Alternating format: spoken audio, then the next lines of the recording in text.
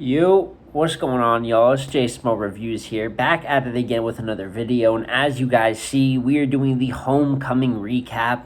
Homecoming, decent event. You know, the return to New York definitely had, just looking on camera, you know what I'm saying, that New York feel, the energy was there. Quality of battle and some lopsided results leads to me saying the event was maybe a 6, 7 out of 10, as well as having a missing battle. But as I do on this channel, I do my top 3 most impressive and disappointing performances, going over who I think the biggest winners of the night are and the biggest losers, to give you guys more of a scope of like who really did good and what level of good, and then who really did bad and what level of bad. So, you know, as per usual, we're going to start out with the 3 most disappointing, might talk about some of the in-between people that made neither list in the middle, and then we're going to do the 3 most impressive at the end. So without further ado, let's get into let's start with the 3 most disappointing performances from the Homecoming card.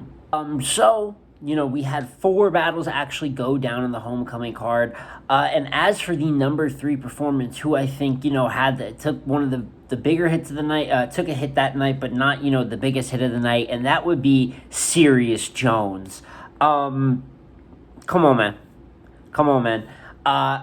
Pretty much the face of what happened in the Mook gassing situation, and in the card where not that many people, even the losers, did bad. I thought we had to include Serius for his heinous actions on the stage the other night. Complete lack of shame, you know what I'm saying? I don't know, Serius was on the Dot Mob 10 day. I don't know what was going on, but it's one thing to be excited, you know, root for your guy, but whatever that was, it was gassing. It really was distracting the first round. It's like one of the only things I did not like about Murda Mook's performance is what Serius Jones was doing in his first round. So quite an interesting little part of that, you know, a little bit of a comedic spot here, but there just wasn't that many people that did like bad. I'll talk about who I have kind of in the middle off the list, but yeah, we had to. Come on, man. Serious. Don't do that again, brother. So we got Serius Jones at number 3, and as for number 2, you know, getting more on the right track here of the list. At number 2, we have Geechi Gotti. Now, I'm actually really disappointed in Geechi Gotti this battle. I don't necessarily think that he was terrible. I thought his first round was heavy. They ain't got to react. They got to reflect. I like that bar. I like the gut. His mama had a gut feeling. There was a few bars that I thought that were really great from Geechi. And I think the New York crowd was reluctant to give him love, but I thought in the first and even in the second, they gave him a lot of love. I liked his second round as well, but obviously, if you look at his second and his third, you can see the stumbles, man. It's very strange to me. We look at battles now, like Calico, like the second round versus Hollow, the third versus Calico, even some portions of rounds versus Clips. It seems like Geechi just is in his 2016 Clips bag a little bit, where, yeah, the content is there. He's able to make it, you know, entertain. He relies very heavily on freestyling now. It feels like so much of his material was freestyled. And I can effectively say, in my opinion, that was a pretty bad loss for Geechi. Now, he didn't get destroyed, nothing like that, but I thought he lost that battle clear, and I thought it really rested on his shoulders. While it was a good Mook, which is a little bit of a spoiler, you know, going to the top 3 most impressive, but while I think it was a good Mook, a really good Mook, I don't think it was like an unbeatable force.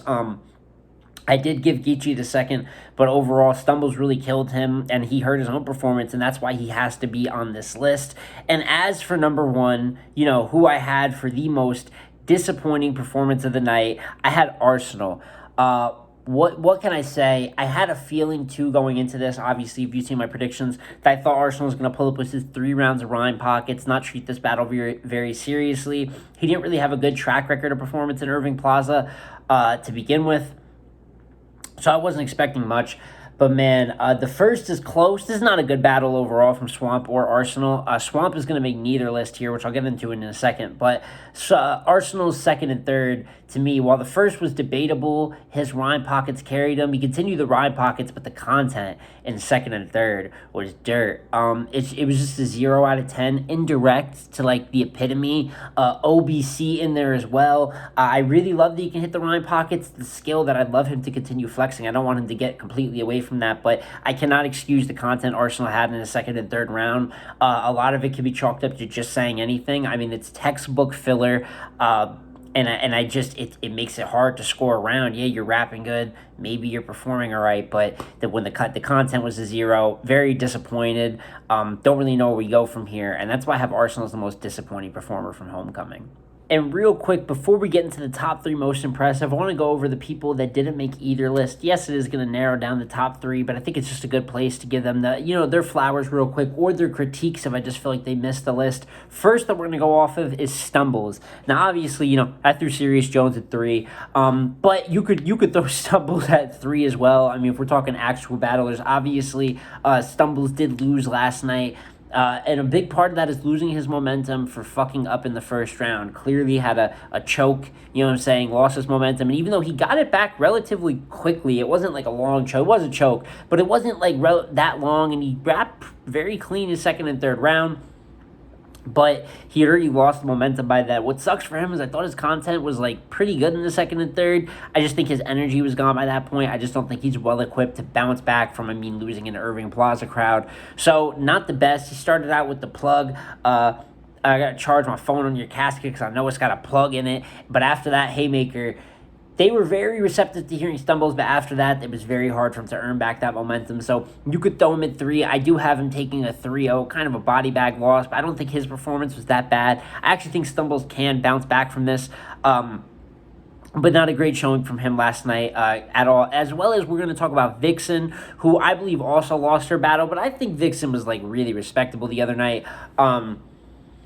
I think the Jazz eventually, it was a classic well-rounded against puncher situation where she really angled, had a great style breakdown. We're going to get all into Jazz in a second, but I feel like Vixen's material, especially in the first round, was elite. I thought her content was actually elite.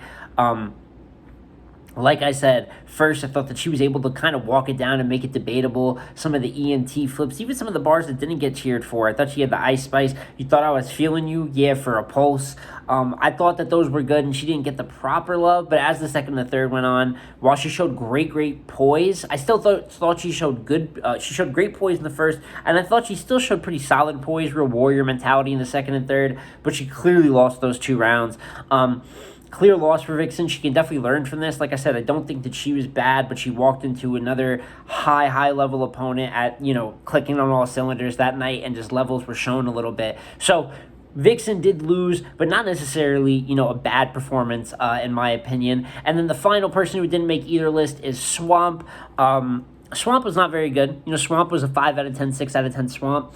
I thought that he leaned into the disrespect. I'm going against Arsonal. I got to do the disrespect too. That style just is not very good anymore. Saying shock value bars that are really just disgusting doesn't mean what he said about the raccoon and Ars's kid in the first round. I get it. It's disrespect. But what does it really mean? You know what I'm saying? I don't like when Ars does it. I don't like it when people really do it against Ars. There's ways to even do that straight value disrespect, but the spamming it and making it cartoonish, gory, whatever, it just means nothing. And I just thought that as well as the race swag, the pause bars about race swag, just some approaches that he was trying to do the disrespect thing. But we need to leave the disrespect thing in the past. This isn't 2010 anymore. You can't just have shock value for saying the craziest, most unimaginable, disgusting sentence out loud. Not a fan of it. Thought he leaned too much into it. So I had Swamp winning clear, second and third clear, first debatable. Not one of his highlight wins of the year. When Cody gets to getting argued, it doesn't go against him, but it's not exactly helping him that much either. Kind of like a Pat Stay, rest in peace, Pat Stay versus K-Shine type of situation. For those of you who remember how that was debated on the panel and the result of that battle. But yeah, Swamp, you walked away with a win. Not the most rewatchable battle, man, but you did what you had to do. But that was the middle performers, the people that didn't make either list, and now we can finish with the top 3 most impressive performers from the homecoming card.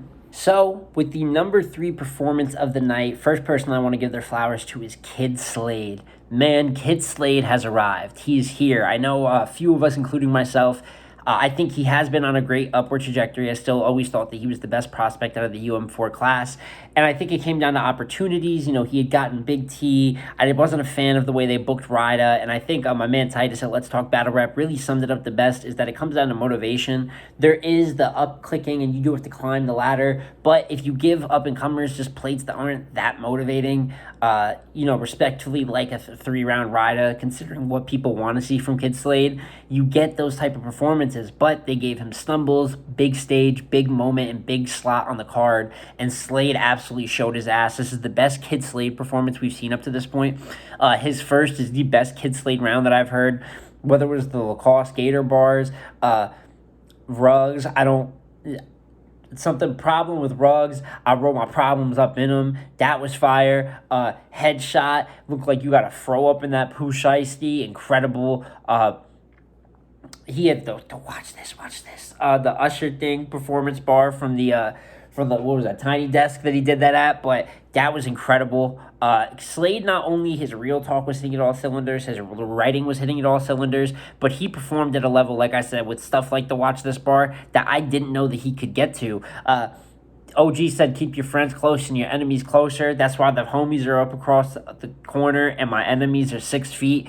This was complete domination from first round to third. 3 elite Kyd Slade rounds. And from here on out, it's time to see him run the gauntlet against top tiers. He's ready for that next step.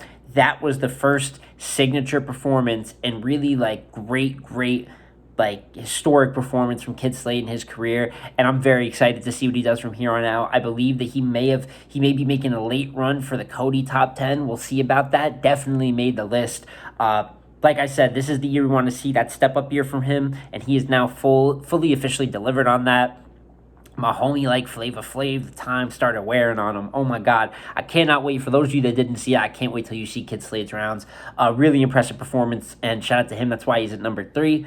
And we get right into number 2. And number 2, I got a personal apology I got to make. Murda Mook, great performance. Not graded on a curve, great. And even with some gas in the building, I want to say that 2 things can be true. Was New York gassing, and were some people, Serius Jones, showing a little bit too much love to Mook, like OD love to Mook for every little bar? Absolutely. He was getting a lot of hometown cooking. Was Mook really great still? And did he deserve most of that praise and win this battle? Absolutely. Murda Mook really impressed me in all regards. I thought that he wrote very well this battle. My biggest critique has not been the delivery, it's been the OBC and the reaches. And I thought the clip about a foot with the sock on it, the 160 on the dash, even though Geechi's not 60, I do understand that. I love that. The EFB, everyone fucking breathing, every fucking body, the way that he broke down all that, I thought that was incredible to end his second, even though, like I said, I did have Geechi edging the second, but I had Mook taking the first and the third clear, even the Pat Stay tribute bars at the top of the third. I thought that he just showed amazing cadence. Rapping has never been a problem with Mook. It's been the one thing he really gets right no matter the setting. But he didn't even take the heaviest angle-based performance, but his angles were hitting. His actual bar-for-bar stuff was hitting. The Murda Inc., the pockets. And overall, I got to apologize. This is the best Murda Mook I've seen up to this point. A very rewatchable performance, and he got a very clear and great win versus Geechi Gotti. And finally, number 1, who do I believe was the winner of the night, the most impressive? You guys have probably narrowed it down to this point. Jazz the rapper absolutely stole the show. Very similar to the way that I feel like she was able to steal the show on the Drake card, where it was really just another masterclass performance. Now, as I said, I think the first is close. I like Jazz's first. The Bernice Burgos, Vixen 40, all the basketball bars were great. The Buck scheme, the Middleton little, all the little witty lines in there. I think the first is the best example of that real witty, jab you down, Jazz. Vic the Heat, Oladipo, Lincoln assassinated on the balcony, incredible. But like I said, I thought Vixen had a great first. Dispatcher needs EMTs. The Draymond and Jordan Poole swing on a real shooter bar was incredible. Home berth hitting pockets. So it was a very, very debatable first, but very high level from both. And the second is really, to me, possibly the round of the night, and where Jazz just made a complete difference here, is she did a style breakdown / impersonation of Vixen.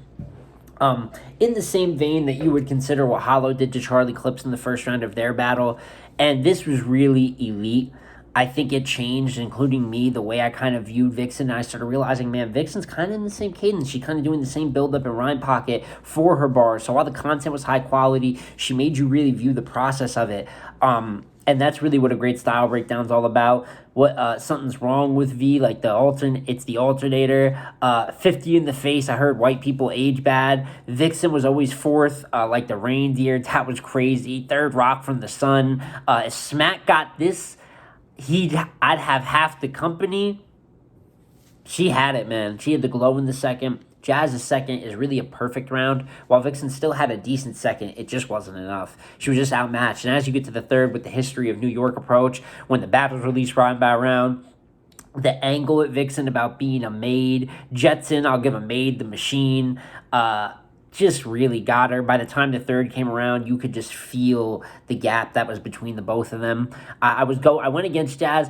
I won't say I went heavily against Jazz. I did call this one up to be a 2-1 extremely either way. I basically took Vixen on just like a little bit, you know what I'm saying, of an edge, almost a preference. But Jazz was able to turn this around, win this clear. You could debate Vixen got the first, but you could really debate the Jazz 30. To me, she was the performer of the night, and I know she talked about maybe getting a volume. She had tweeted at me.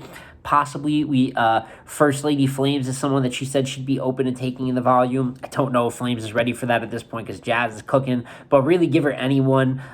She's incredible, and she has made a very strong case for Wody. I won't say she's the for sure front runner. There's a lot of names to be crunched out and debated, different things for either strength of schedule versus body of work, yada yada. But I do think that she is definitely up there with one of the best cases for Wody, and I thought that she had the best performance on Homecoming. But that is my full recap of Homecoming, guys. Let me know down below in the comments, who do you think was the best performer if you got to watch, and who do you think was the worst performer if you got to watch. Jack versus Cation, I did not go down. Shout out to them. There was a health-related concern, so I know that we're all first thought is Jack having a lupus flare-up, so that is the case. You know what I'm saying? I hope he's healthy before anything. You know, we want these battlers to be healthy, be able to go home to their families. But as I said, let me know. Like, comment, and subscribe, and let me know how you feel about the Homecoming event. And we will be talking about Volume 10 soon. There was a bunch of good announcements there. I will be saving that for a full volumes predictions video. A lot of thoughts on a few of those matchups that got announced. But overall, decent event, and we're going to keep going on this, this sprint to the end of 2022 for Battle Rap. But it's been J Small Reviews again, y'all, and I'm going to catch you on the next one. Peace.